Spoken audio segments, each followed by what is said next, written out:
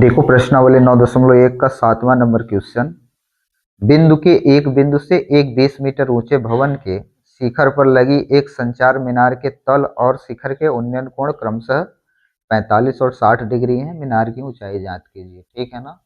पहली बात, मीनार की ऊंचाई ज्ञात करनी है, लेकिन क्या कह रहा है कि भूमि के एक बिंदु से एक 20 मीटर ऊंचे भवन, यानी जमीन से लेकर के एक 20 मीटर ऊंचा क्या है, भवन, फिर उसके ऊपर एक मीनार भी लगी है। जो भवन है, भवन के ऊपर एक मीनार लगी है और उस मीनार के तल और शिखर के उन्नयन कोण क्रमशः 45 और 60 डिग्री है।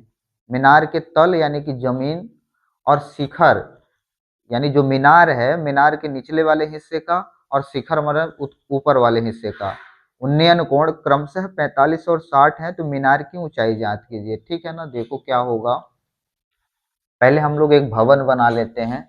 भवन बनाना बहुत आसान है इसमें, क्योंकि एक तो लाइन खींच देंगे भवन बन जाएगा। ठीक है। तो ये देखो, ये हो गया भवन। ठीक है। यहाँ पे बिंदु का नाम दे देते हैं कुछ, मान लो सी बिंदु दे देते हैं, सी। ठीक है ना। तो यहाँ तक भवन है, यहाँ से यहाँ तक भवन है, फिर इसके ऊपर एक मीनार भी लगी है। ठीक है ना। तो अब मीनार बना लेते हैं। ये ये मीनार हो गया। ठीक है। फिर क्या कह रहा है, भवन कितना ऊंचा है, 20 मीटर। भवन भी बहुत छोटे छोटे हैं, एकदम 20-20 मीटर के मकान हैं। ठीक है, 20 मीटर हो गया। अब देखो, जमीन से जमीन से मीनार के तल और शिखर का उन्नयन कोण क्रमशः, पहले तल का उन्नयन कोण, फिर उसके बाद शिखर का उन्नयन कोण कितना कितना है, 45 और 60 डिग्री। तो पहले हम लोग बना लेते हैं शिखर, तल का। तल मतलब कि मीनार का जो निचले वाला हिस्सा है वो यहाँ पे है, तो उसका उन्नयन कोण कितना है, 45 डिग्री।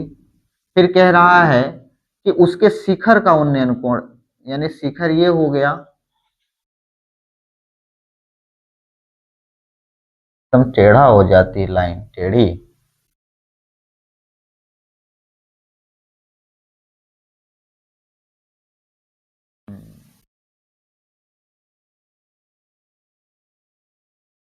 हो गया, कोई ज्यादा दिक्कत वाली बात नहीं है। तो ये कितने का है, ये पूरा 60 डिग्री का है ना। अब देखो, इसका नाम ए बी सी तो हो ही गया, यहाँ पे डी रख देते हैं। ये हो गया, जो जिस हिसाब से क्वेश्चन बोल रहा था उस हिसाब से हम लोगों ने काम कर लिया। ठीक है। अब देखो, हमें निकालना है कि मीनार की ऊंचाई निकालनी है। मीनार की ऊंचाई, हाँ, मीनार की ऊंचाई यानी कि यहाँ से यहाँ तक की दूरी निकाल लेनी है। ठीक है, कितना होगा ऊंचाई, मान लेते हैं ये h है।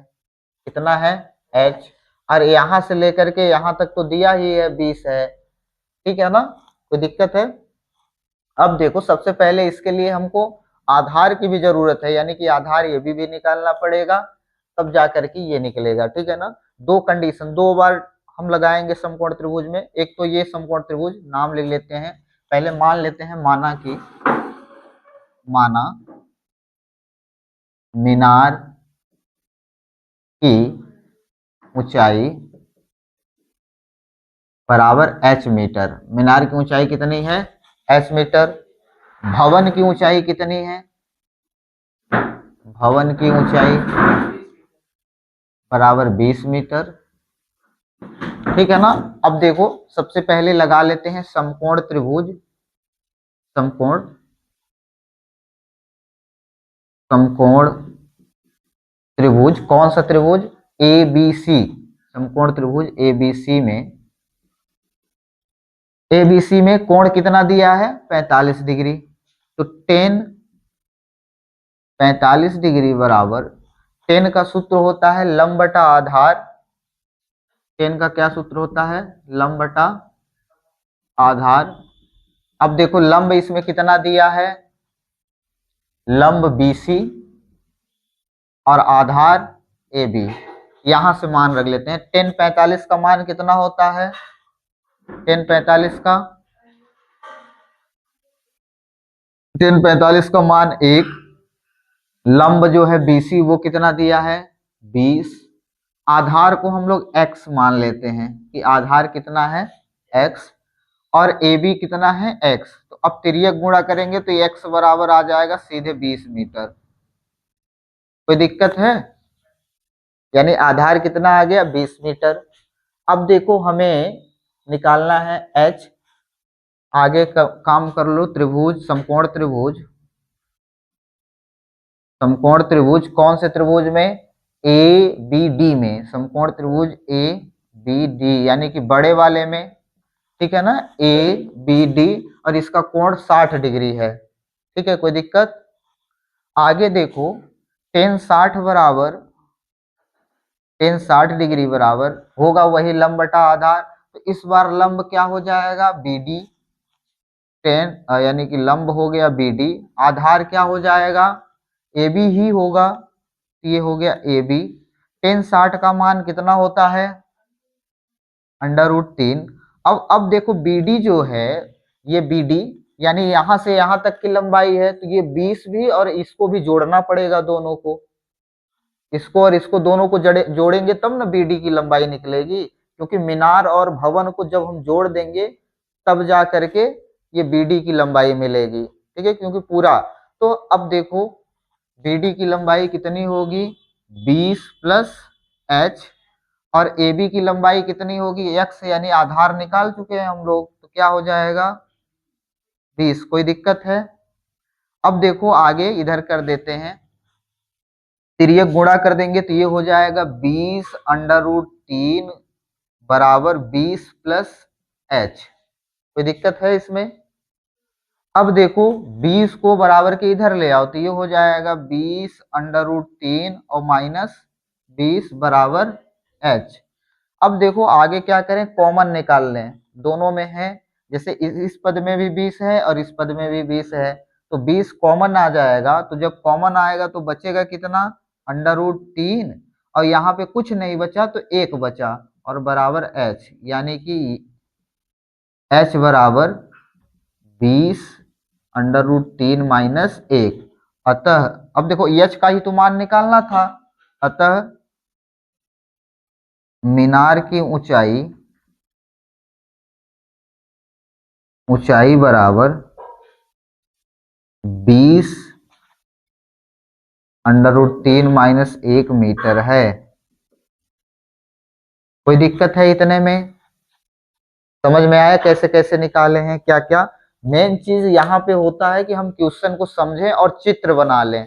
अगर इतना काम आसान हो गया तो फिर सॉल्व करना भी बहुत आसान हो जाएगा। डायग्राम बना लें, काम खत्म। ठीक है ना? तो ये था, बोला था कि एक भवन 20 मीटर का है, फिर उसके ऊपर एक मीनार लगी हुई है भवन पर, तो मीनार लगा दिए। और फिर बोल रहा है कि मीनार के तल, यानी मीनार का तल ये वाला हिस्सा होगा और शिखर ये वाला हिस्सा, तो तल से उसका उन्नयन कोण 45 डिग्री और शिखर से उन्नयन कोण 60 डिग्री। तो ये कोण बना दिए। ठीक है ना? लिख लो इसको।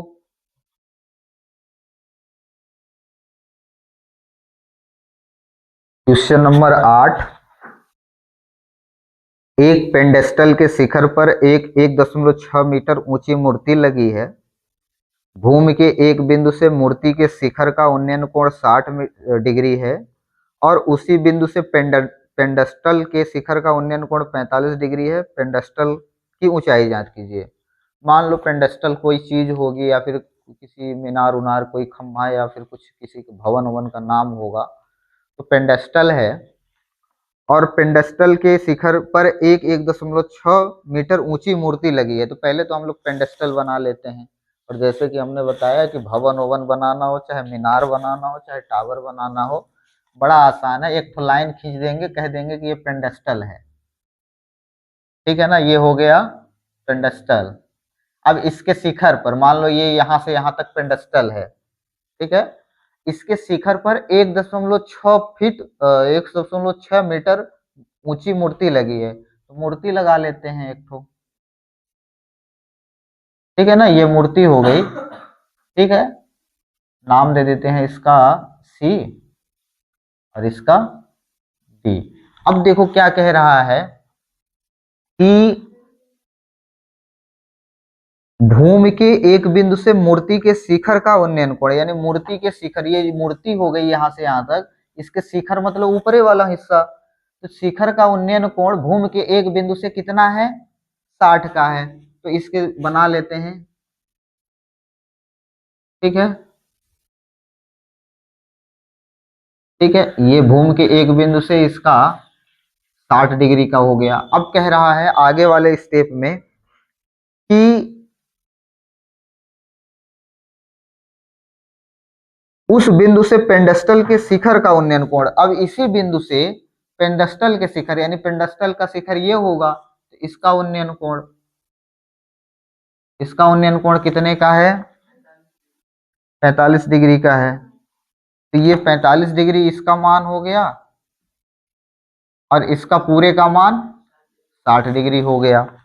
और क्या दिया है, हमें पेंडस्टल की ऊंचाई ज्ञात करनी है, यानी पेंडस्टल की ऊंचाई यहां से यहां तक ज्ञात करना है। मान लेते हैं ये h हो गया, और मूर्ति की ऊंचाई तो 1.6 मीटर दिया ही है। कितना दिया है, 6 मीटर। कोई दिक्कत है, यानी यहां से यहां तक की ऊंचाई, ठीक है।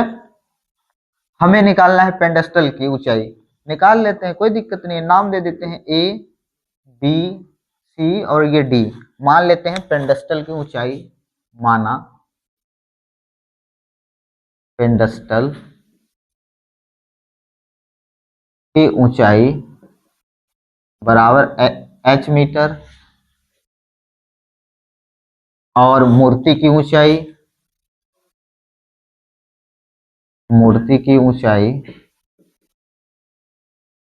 1.6 मीटर, और फिर आधार मान लेते हैं, आधार ए बी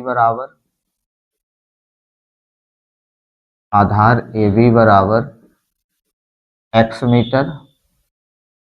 अब समकोण त्रिभुज, सबसे पहले छोटा वाला त्रिभुज ले लेते हैं ए बी सी। समकोण त्रिभुज एबीसी में, समकोण त्रिभुज एबीसी में कोण कितने का दिया है, उन्नयन कोण 45 डिग्री का, यानी कि tan 45 डिग्री बराबर क्या होता है, लंब बटा आधार। और लंब कितना है, BC, आधार AB। tan 45 का मान कितना होता है, 1। लंब कितना है, दिए नहीं है, h है। आधार कितना है, दिए नहीं है, x है। तो यानी कि गुणा कर दोगे तो x बराबर h।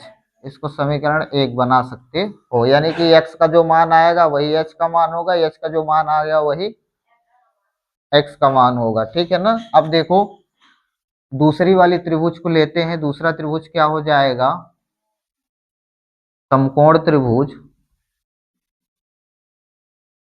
ए बी डी में, ठीक है ना। कोण इस बार कितना दिया है, tan 60 डिग्री बराबर वही लंब बटा आधार। तो लंब कितना हो जाएगा, लंब बटा आधार, लंब हमारा होगा BD और आधार AB। देखो tan 60 का मान कितना होता है,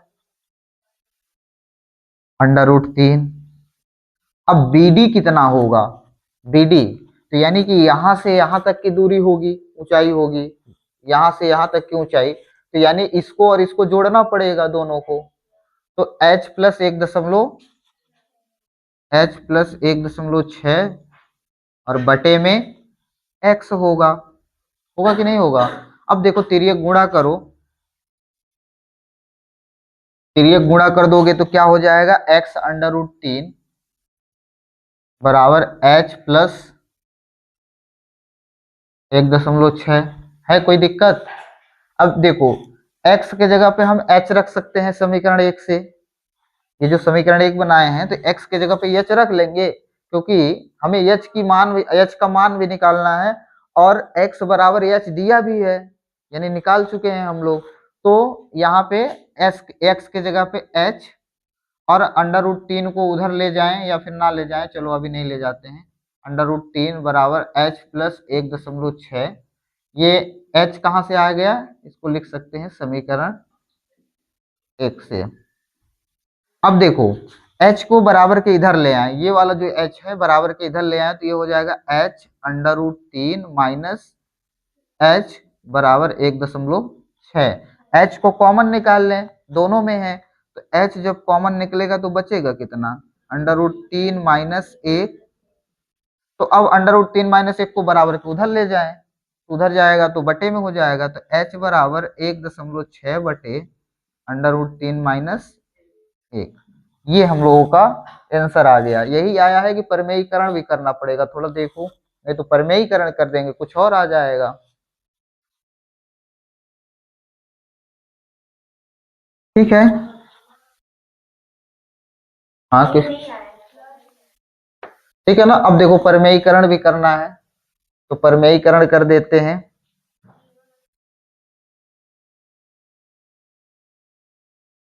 ठीक है, जब परमेयीकरण करेंगे तो परमेयीकरण का मतलब ये होता है कि इसका ऊपर और नीचे गुणा कर दें, तो अंडर रूट 3 माइनस प्लस 1 और बटे अंडर रूट 3 प्लस 1, चिन्ह बदल करके ऊपर भी गुणा और नीचे भी, तो गुणा कर देंगे तो कितना हो जाएगा, कहाँ पे लिख दें, यहाँ पे लिख देते हैं। ठीक है, थोड़ा देखो, ठीक है, h बराबर हो जाएगा 1.6 अंडर रूट 3 प्लस एक बटे, इसका कर देंगे तो कितना हो जाएगा, 3 का वर्ग और माइनस 1 का वर्ग, तो ये हो जाएगा 3 का वर्ग यानी कि 9, नहीं, अंडर रूट 3 का वर्ग तो यानी कि 3 हो जाएगा, और फिर 1 का वर्ग 1 बराबर, इधर देखो थोड़ा सा, ये हम लोग कर लेते हैं। अच्छा, अंडर रूट में मान नहीं आया है, नहीं आया है ना, अंडर रूट 3 का मान रख देते हैं, आया है, हाँ तो ठीक है। तब अब देखो क्या कर देंगे इधर, हाँ 1.6 अंडर रूट 3 प्लस 1, 3 में से 1 घटा देंगे तो कितना बचेगा, 2, तो 2 से इसको काट देंगे तो 2 अट्ठे 16 यानी कि 0.8 अंडर रूट 3 प्लस 1 मीटर। ठीक है ना, यही ले आना था, मतलब यही इसका आंसर होगा। ठीक है, अतः अतः पेंडस्टल की ऊंचाई कितनी हो जाएगी, 0.8 अंडर रूट 3 प्लस 1 मीटर। ठीक है ना, लास्ट में लिख लेना यहाँ पे, ये h बराबर हो गया। ठीक है, कोई दिक्कत है इसमें, समझ में आया, चलो लिख लो इसको।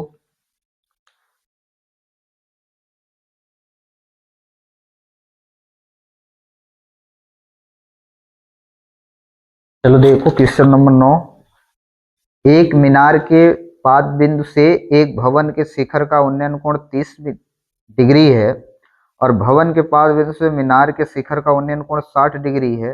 यदि मीनार 50 मीटर ऊंची हो तो भवन की ऊंचाई ज्ञात कीजिए। अब देखो इसमें मीनार दिया है और भवन दिया है, लेकिन कह रहा है कि भवन के शिखर का उन्नयन कोण, यानी मीनार से भवन के शिखर का उन्नयन कोण कितना है, 30 डिग्री, और भवन के पाद बिंदु से मीनार के शिखर का उन्नयन कोण 60 डिग्री है। तो इसका मतलब ये है कि मीनार एक साइड है और दूसरी साइड में भवन है, एक साइड मीनार है दूसरी साइड भवन है। ठीक है ना, तो बना लेते हैं, जैसे ये हो गई मीनार एक साइड, दूसरे साइड क्या है, भवन है, ये दूसरे साइड में भवन है। अब देखो क्या कह रहा है पहले कंडीशन में कि मीनार के पाद बिंदु से एक भवन के शिखर का उन्नयन कोण 30 डिग्री है, तो भवन ये हो गया, तो भवन के शिखर का, यानी कि अब मीनार के पाद बिंदु यानी कि यहाँ से उसका उन्नयन कोण इस प्रकार से बनेगा, वो कितने डिग्री का होगा, ये कितने डिग्री का होगा, 30 डिग्री का, ये 30 डिग्री का हो गया। फिर अगली कंडीशन में कहता है कि भवन के पाद बिंदु से मीनार के शिखर का उन्नयन कोण, यानी भवन का निचले वाला हिस्सा ये हो गया और मीनार के शिखर का उन्नयन कोण, यानी कि ये हो गया, इसका उन्नयन कोण कितना है 60 डिग्री। तो हमें बताना है कि भवन की ऊंचाई कितनी होगी, और मीनार की ऊंचाई दिया है कितना 50 मीटर। तो ये हो गया 50 मीटर, और हमें भवन की ऊंचाई निकालनी है। ठीक है, कोई दिक्कत है?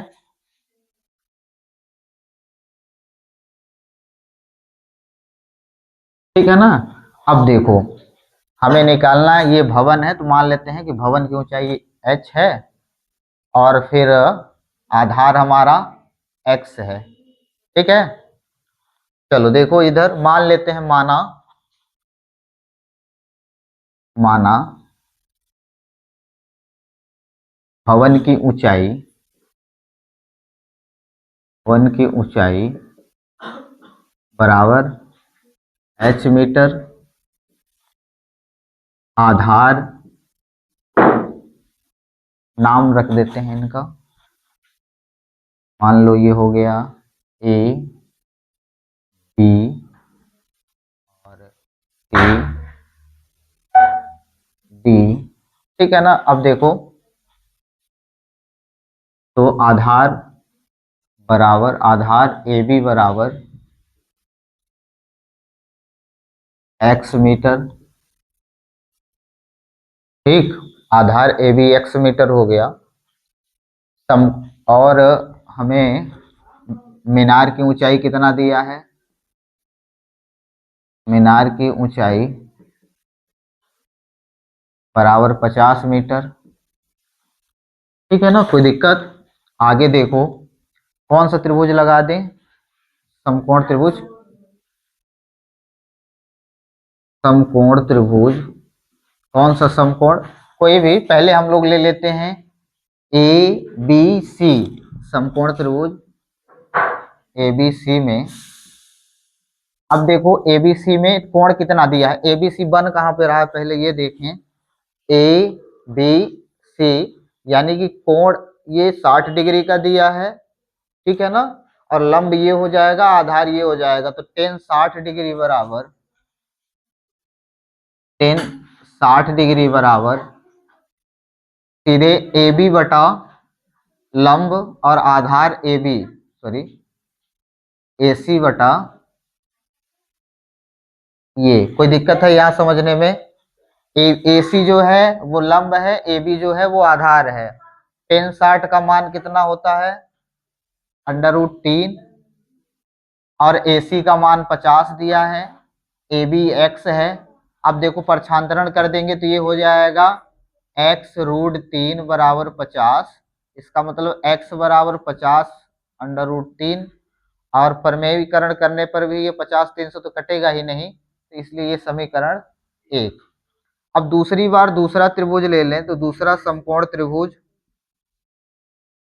अब देखो समकोण त्रिभुज डी ए बी में, कौन से में, डी ए बी में, तो क्या हो जाएगा, कितना कोण दिया है इस बार 30 डिग्री, तो टेन 30 डिग्री बराबर, अब इस बार लंब हो जाएगा एडी और आधार ए बी, लंब एडी और आधार ए बी।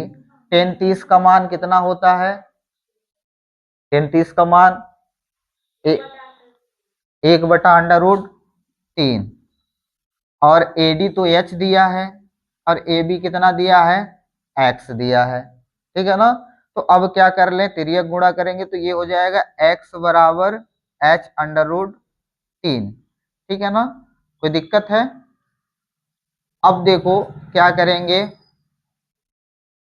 ये समीकरण 2 हो गया, हमें निकालना h है।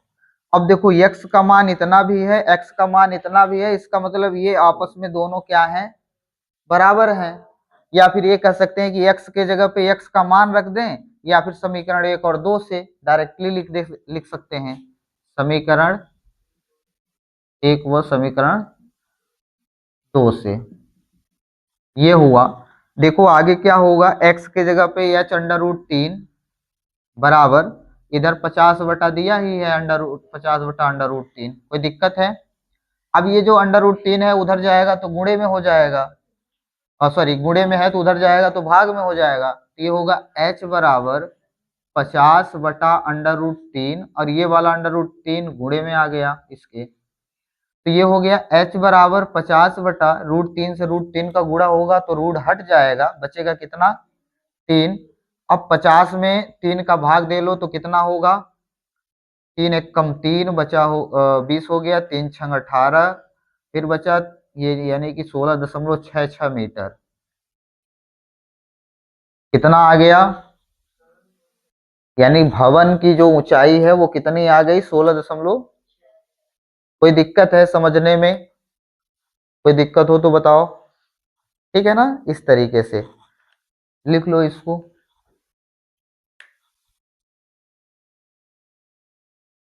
ये मिक्स फ्रैक्शन में यानी कि मिक्स फ्रैक्शन में दिया है, ठीक है ना, तो इसको मिश्र भिन्न में बदल लेते हैं तो 16 सही 2/3 हो जाएगा, क्योंकि 50 में 3 का भाग देंगे तो 16 सही 2/3 आएगा, दो शेष फल बच जाएगा, 3 का भाग दे रहे हैं तो 16 सही 2/3 मिश्र भिन्न में बदलना जानते होंगे, ये मिश्र भिन्न में है, दशमलव में नहीं था, ठीक है ना, लिख लो।